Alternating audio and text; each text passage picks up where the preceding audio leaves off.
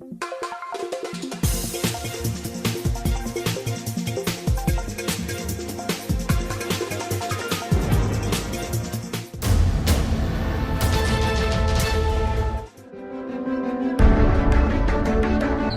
មស្វាគមន៍មកកាន់សរណភូមិព្រែកថ្លឹង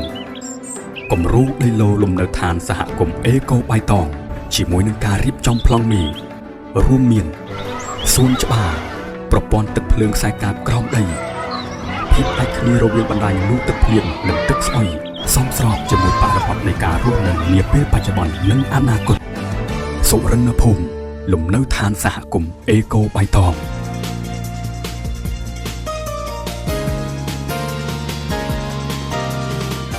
សូមបញ្ជាក់ថាការប្រែប្រួលអាកាសធាតុគឺមានពិតដូចជាការកើនឡើងកម្ដៅផែនដីរបបទឹកភ្លៀងមិនទៀងទាត់ទឹកជំនន់ជាដើមសូមបងប្អូនប្រជាកសិករមេត្តាត្រៀមខ្លួនជាស្រេចតាមដានរាល់ព័ត៌មានទាំងឡាយដែលផ្សព្វផ្សាយដោយ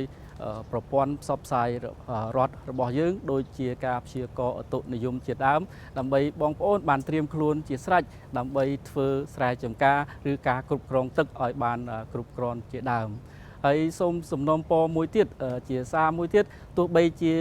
ការសិក្សារបស់យើងបញ្ជាក់ថាបងប្អូនបានយល់ដឹងច្រើនអំពីការប្រែប្រួលអាកាសធាតុក៏ប៉ុន្តែនៅតែមានមួយចំនួនទៀតដែលបងប្អូននៅមិនទាន់យល់ច្បាស់នៅឡើយដូច្នេះសូមរដ្ឋាភិបាលមេត្តាបន្តការផ្សព្វផ្សាយ